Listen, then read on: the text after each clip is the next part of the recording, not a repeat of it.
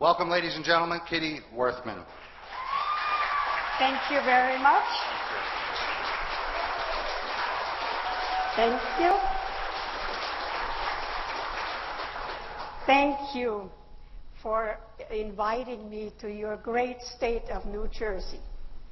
I was born in Austria, and I lived there 7 years under Hitler's brutal regime. And after World War II, 3 years under Soviet communist occupation. In 1938, the media reported that Hitler rolled into Austria with tanks and guns and took us over. Not true at all. The Austrian people elected Hitler by 98% of the vote by means of the ballot box.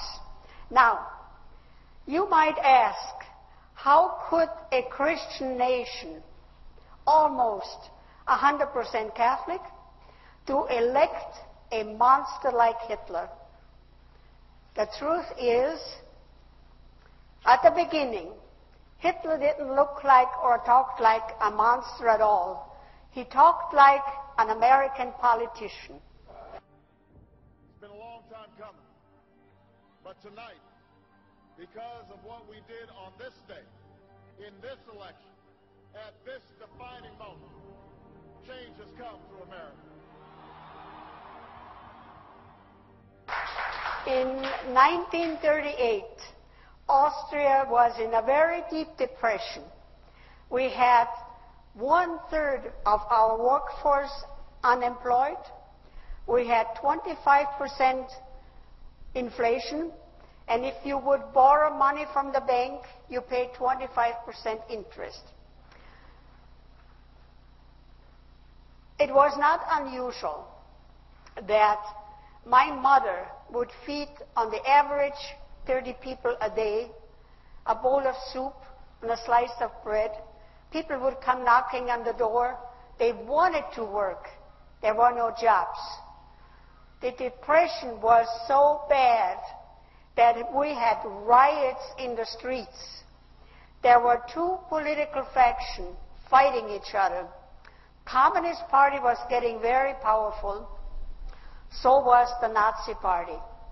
Now, when I speak of the Nazi Party, the Nazi Party, what we are going to be in our country, the National Socialist Party. I translate Nationalsozialism. That's where the word Nazi came from. So, we heard Hitler speaking in Germany. Germany had full employment. They had law and order, and we had riots in the street. And in Germany, the people had a high living standard. They all drove the little Volkswagen, the Beetle car, and there was nothing ever said that anybody was being persecuted.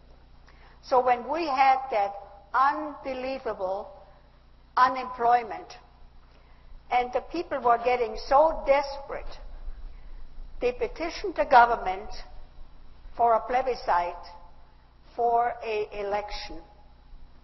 And that's when we elected Hitler by 98% of the vote by means of the ballot box. So we got a new government, National Socialism, Nazi government. Of course, we had no idea what that would all be. We just thought we were all going to live a high standard of living like Germany. And Hitler promised us that within weeks we would have full employment.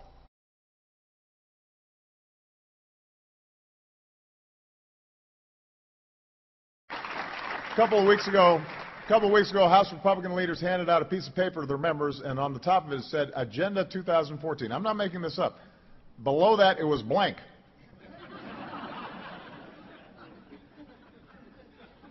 No, it was a blank sheet of paper. Nothing to create jobs or grow the economy or strengthen the middle class. And I put forward my plans to create new jobs and even the odds for the middle class. And I've put forward plans that give some Republicans some of the things that they want in exchange for ideas that will create good jobs right now. And he would feed the poor people. The Red Cross came in. Everybody was being fed. Everybody got something. And we were so grateful for everything. Oh, we thought Hitler was our savior. First of all, giving honor to God and our Lord and Savior, Barack Obama. Barack Obama. Y'all stand up. Oh, yes, he was a very good orator. He gave very good speeches, and we heard that here too, haven't we? So, when we got the new government, nobody was elected anymore. Everybody was appointed. From the school board, the county commission, the city commission, to the legislature, and to the governors. And Hitler said, the best people are being appointed. We only pick the best people, and we trusted him. So we had no more elections, none whatsoever. We also had regionalism. Regionalism is to centralize the government. Centralization is socialism. So Hitler said we have to merge our 7 states into 4. That will save money. And we only would have 4 governors. We thought that's a good idea. As a lobbyist in South Dakota, I found a bill 3 times to consolidate our 66 counties into 15. That's centralization. That's socialism. Take away local control. That's socialism. So with our new government, we got a lot of new laws. We got a very, very good law, we thought, the Equal Rights Amendment. Well, equal rights for women. Haven't we heard that here too? So the Equal Rights Amendment had 2 components, economically and socially. Economically, to redistribute the wealth of the country. What that means then is that as we try to resuscitate this notion that we're all in this thing together, leave nobody behind, we do have to be innovative in thinking what are the delivery systems that are actually effective and meet people where they live. And my suggestion, I guess, would be that the trick, this is one of the few areas where I think there are technical issues that have to be dealt with as opposed to just political issues. I think the trick is figuring out how do we structure government systems that pool resources and hence facilitate some redistribution, because I actually believe in redistribution, at least at a certain level, to make sure that everybody's got a shot.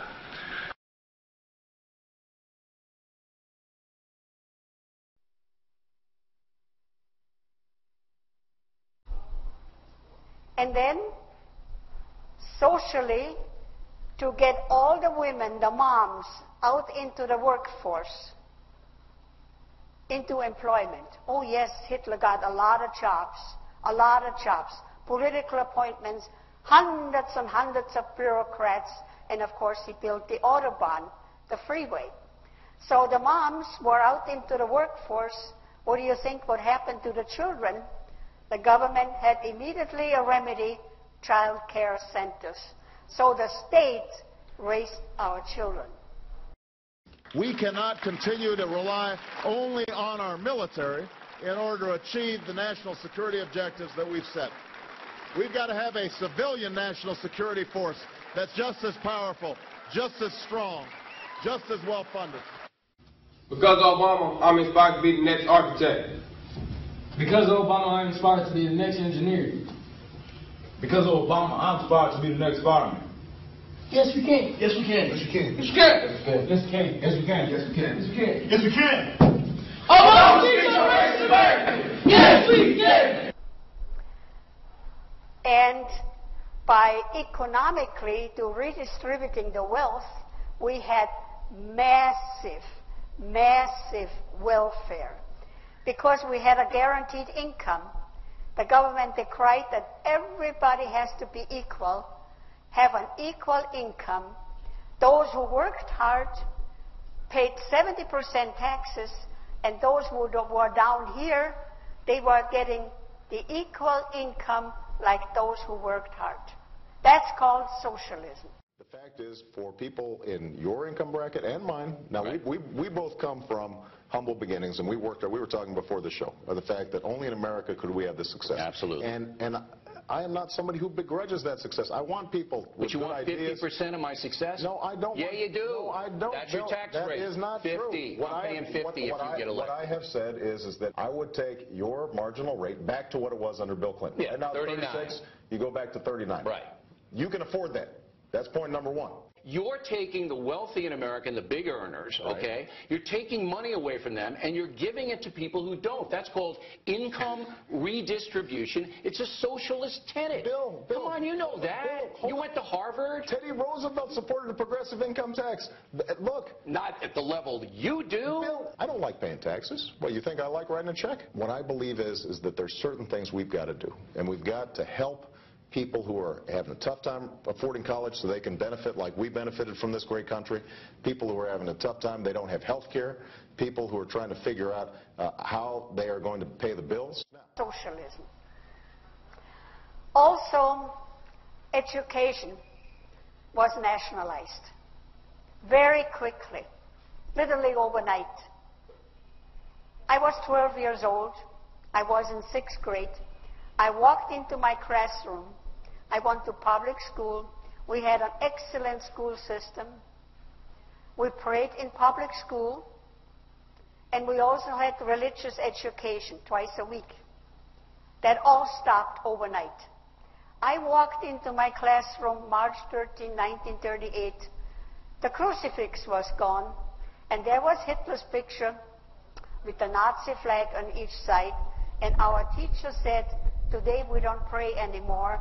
We sing Deutschland, Deutschland über alles, the national anthem. And she said, we don't have religious education anymore either. We have physical education instead.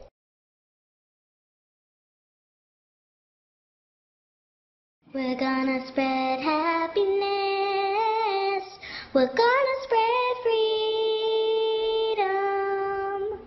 Obama's gonna change it. Obama's gonna lead 'em.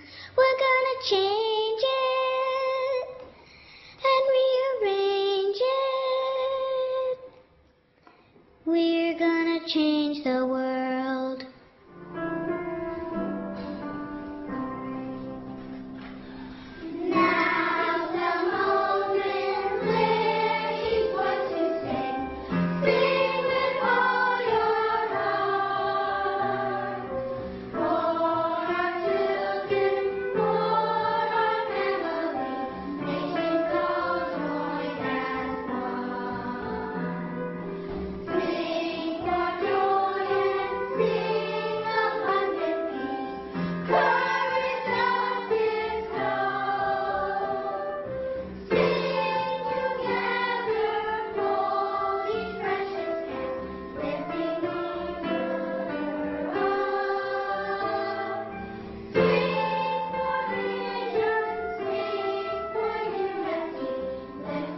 And on Sundays, there would be National Youth Day, and that would be compulsory. Everybody had to attend.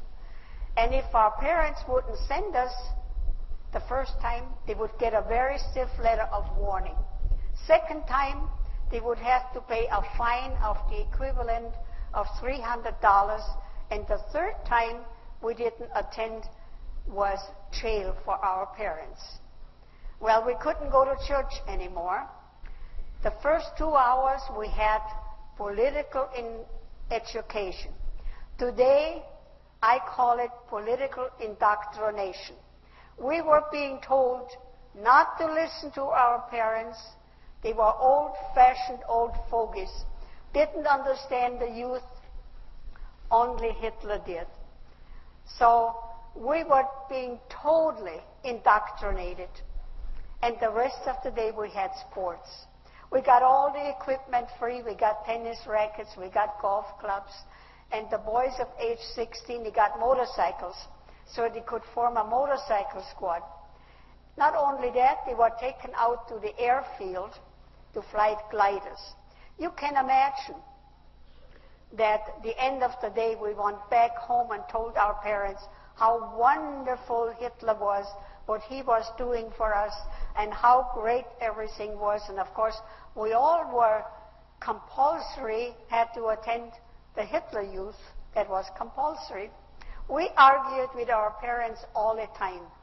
We said, look, you don't know anything. You are old-fashioned. You don't understand us. They put a wedge between us and our parents. So my good mother, when my next school term came around, she announced that she would take me out of this horrible public school. She would enroll me in a private school with an excellent curriculum, but no fun. And I thought, this is terrible. But she packed me off, and as we arrived at that big school with an 8-foot wall around and a locked iron gate, I bid my mother goodbye. I almost hated her. She was a wise woman. She said, someday when you grow up, you will realize what I'm doing for you. Needless to say, if my mother wouldn't have not done that, today I would be a radical Marxist. On holidays, I would go back home and visit my friends. I did not like what I saw. Girls of age 16 were pregnant to have babies for Hitler. Oh, Hitler wanted lots of babies. He knew what he all had in mind.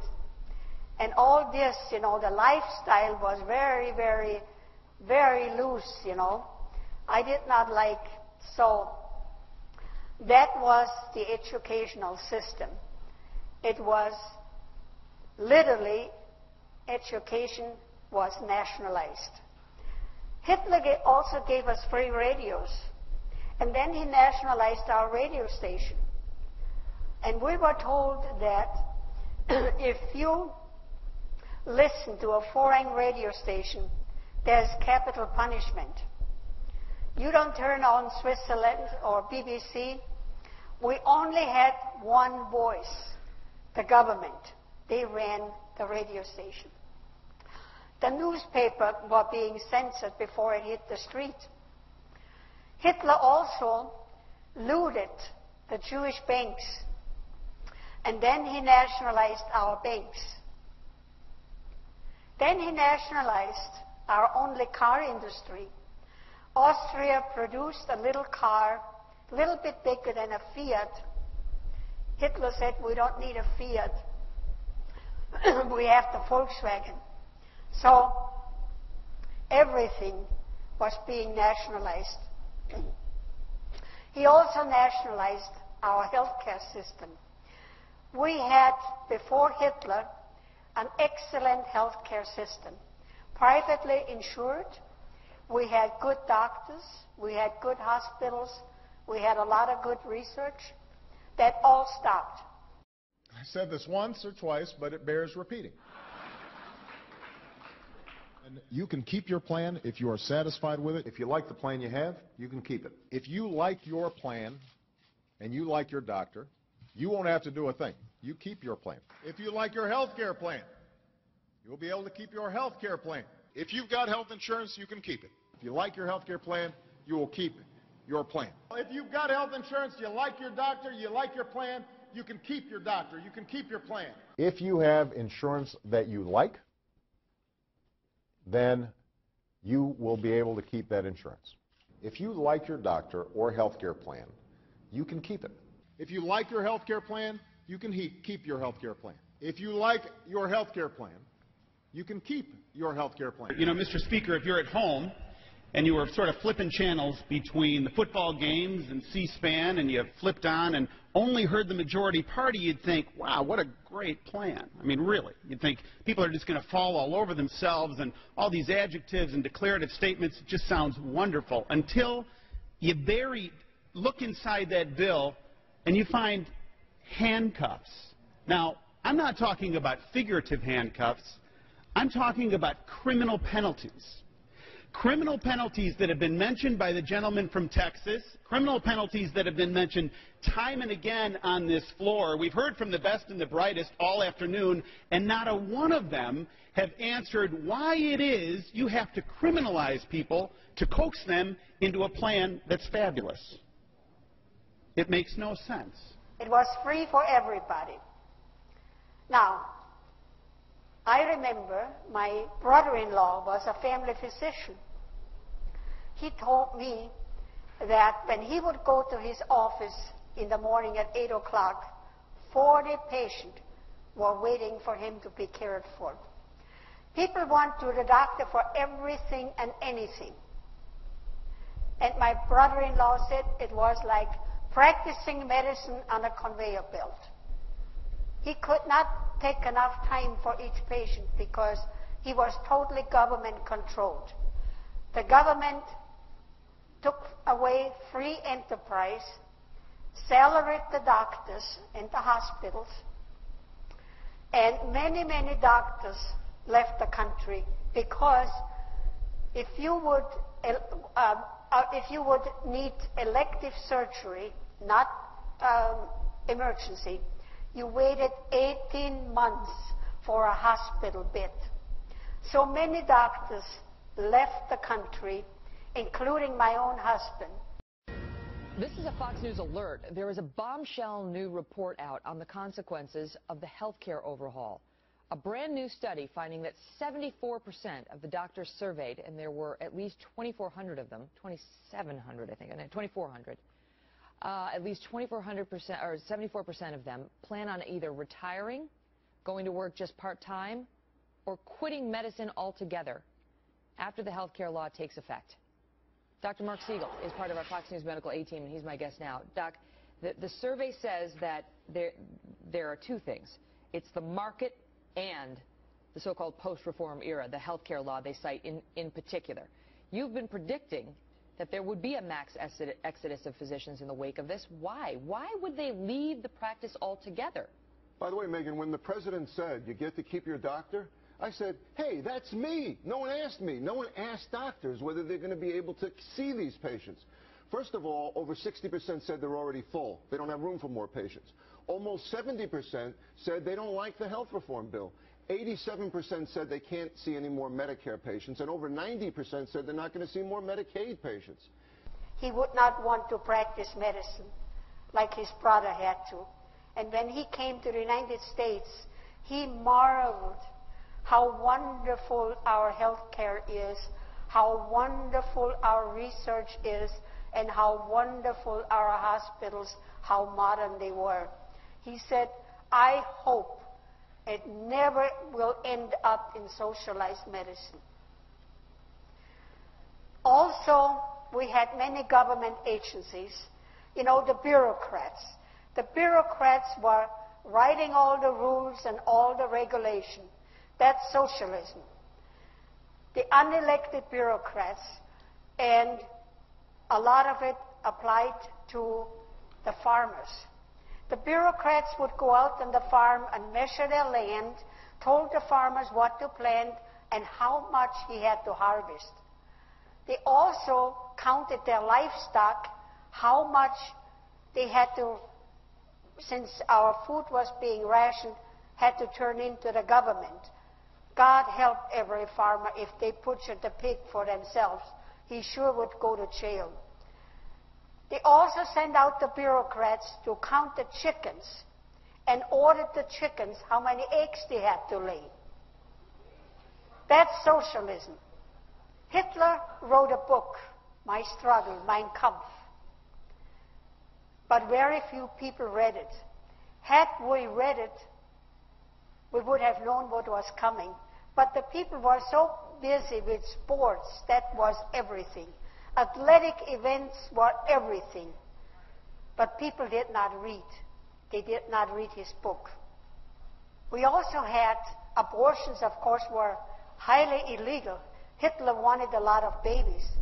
But if both parents were not 100% Aryan, you know the master race, the mother, if she was pregnant, she was selected to have an abortion. Can you imagine to force you to have an abortion? That was absolutely horrible. We also had euthanasia. And I was an eyewitness to that.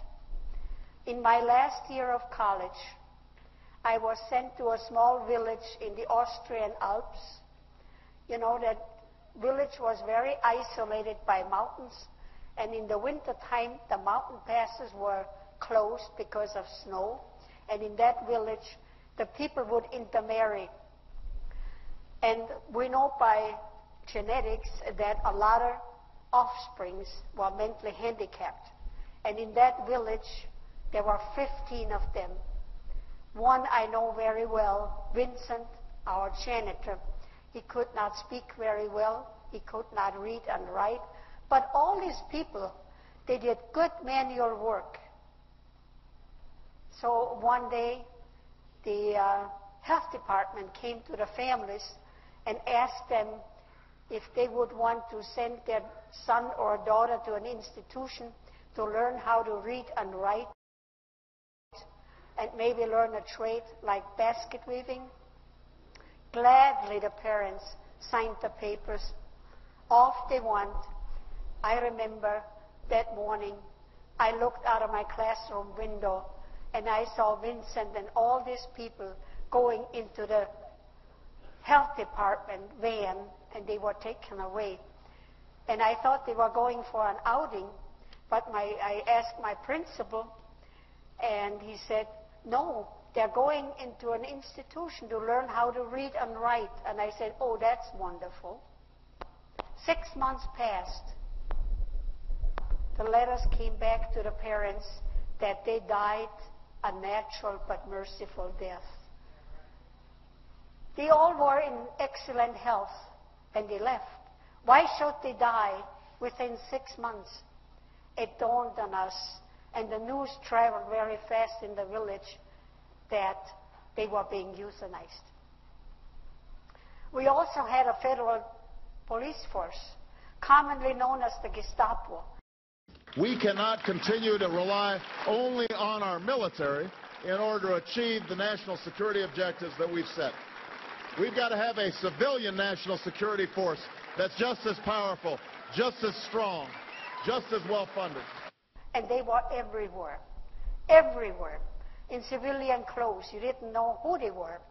But it went like this, since our food was all rationed, and somebody in your family passed away like grandma, so you quickly took that coveted pound of sugar and went to the grocery store and got that pound of sugar. And then the next day the Gestapo would knock on your door and they said, we know you bought that pound of sugar instead of turning in the coupon by law, but you have to inform on your neighbor, your boss, your friends, everybody you know. And you come to our office once a week. But if you don't do that, then we will arrest you. That way they had a network of informers. We didn't trust the mailman. We couldn't trust anybody who came to our house. And when we talked something political in our family, we only whispered.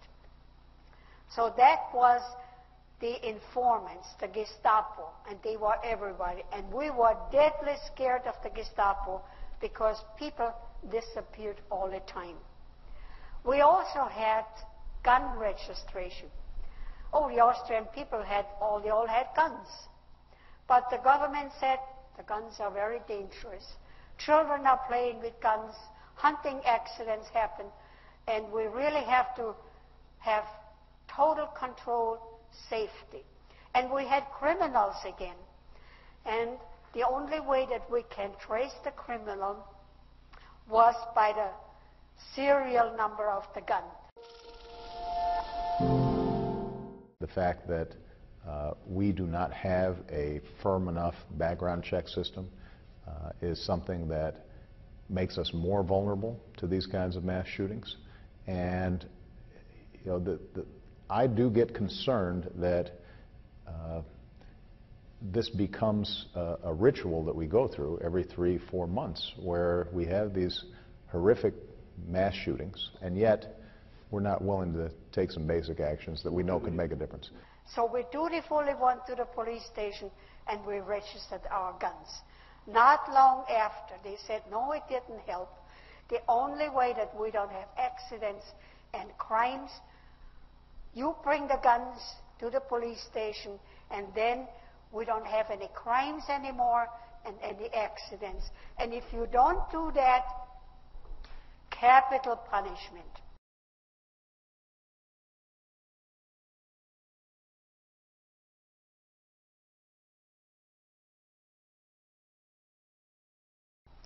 So that's what we did. Hitler also nationalized our churches. He said those beautiful cathedrals need a lot of upkeep and restoration, and there's not enough money coming in by private donation on Sunday. So we have to have a church tax. So when they pay their income tax, you pay 2% church tax. That way, Hitler could control the churches. No pastor could speak out anymore. So dictatorship didn't happen overnight. It took 5 years, gradually, little by little, to escalate up to a dictatorship. And of course, with the Gestapo, and I also should relate to you, it was probably last year in February in 2009, I drove to the Capitol one morning as a lobbyist, turned on the radio, and I heard President Obama say, anybody who is criticizing him, report it to the White House, the snitch program. So be careful what you say.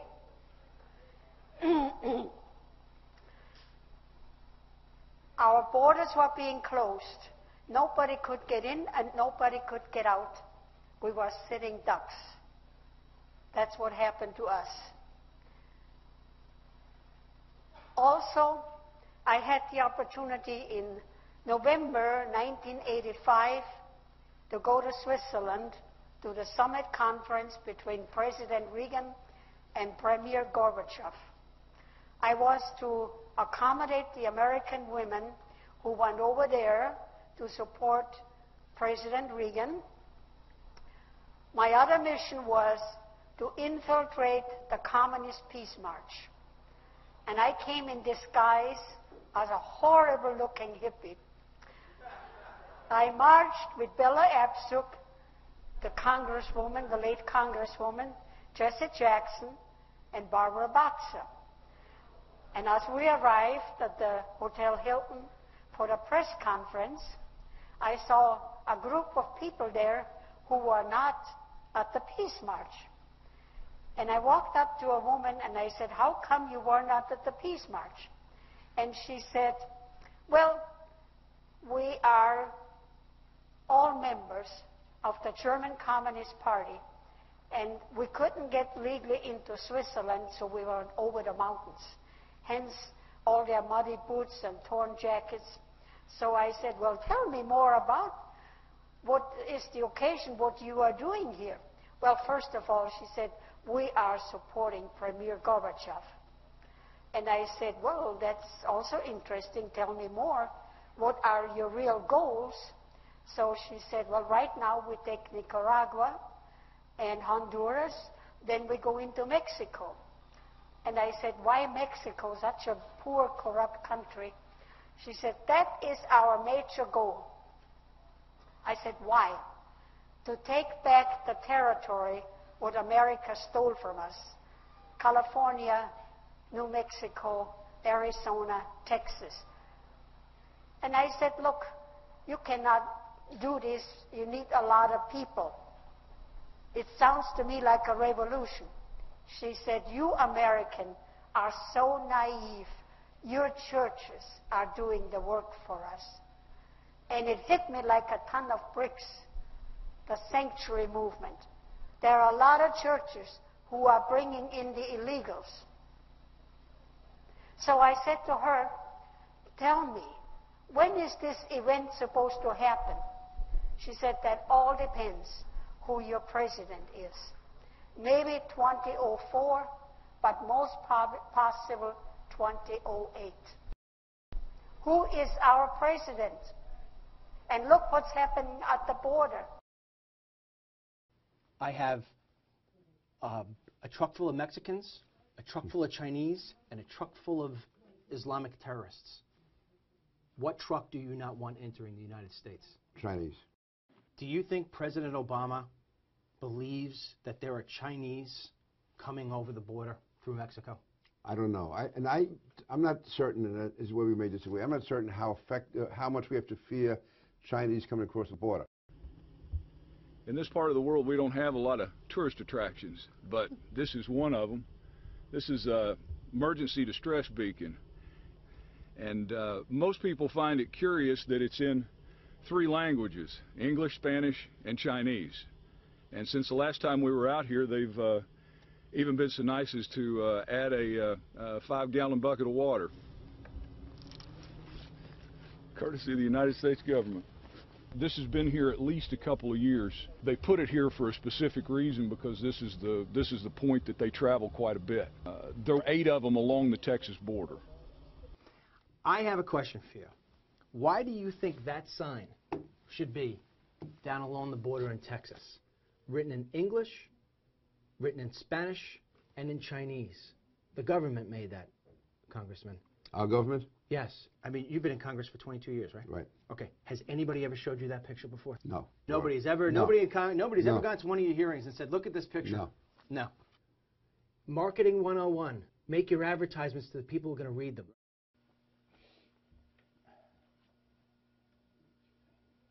We know they're coming in here. We caught a hodgepodge group back out here, 16. Had 2 Asian girls, Chinese. They both spoke English. But both of them paid $50,000 each to come in here. Okay. Oh, yeah. Then we had, and in that same group, we had at least 3 or 4 Indians and a couple of Pakistanis. I think there was 1 Mexican in the group. That was it. Am I wrong in saying that the president's #1 job is to keep Americans safe? Yeah, everything else is secondary to that. Clearly, it's not even that it's the main, to me, it's the #1, 2, and 3. Everything else, no matter how important anything else is, health, education, none of that matters if we're dead. How would you describe President Obama's attitude toward the war on terror? I would say it's very schizophrenic, damaging, and it's been very frustrating. So, Congressman, what you're saying is that the #1 job of the President of the United States is being handled in a schizophrenic manner. Yeah. So in the months ahead, I will continue to engage Congress to ensure not only that our targeting, detention, and prosecution of terrorists remains consistent with our laws and system of checks and balances, but that our efforts are even more transparent to the American people and to the world. We cannot look back years from now and wonder why we did nothing in the face of real threats to our security and our economy. Shortly after President Obama's State of the Union address, his administration allowed 2,000 of the most dangerous illegal aliens detained in U.S. prisons to be released into the general public. The White House blamed this on looming budget cuts that would not take effect for another 30 days. Janet Napolitano denies any involvement. I sent an email to the Department of Homeland Security in which I asked, if the funding to detain 2,000 criminals was no longer available, why not release Americans whose sentences were coming to a close in the near future? I did not receive a reply. As of April 2013, the whereabouts and names of the released criminals remain classified.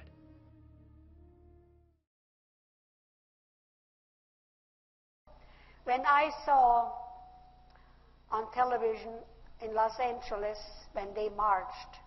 They carried the Mexican flag, and they trampled on the American flag. It dawned on me, they're here. When the people fear the government, that's tyranny.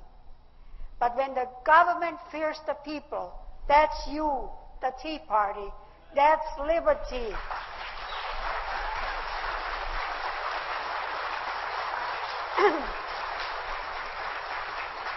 Keep your guns, and buy more guns.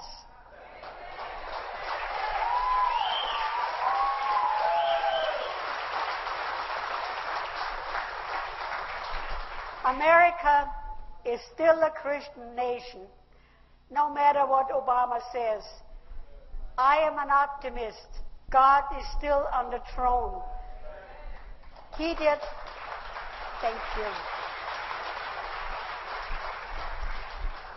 He did not fail us in Austria when the Americans liberated us, and he will save America.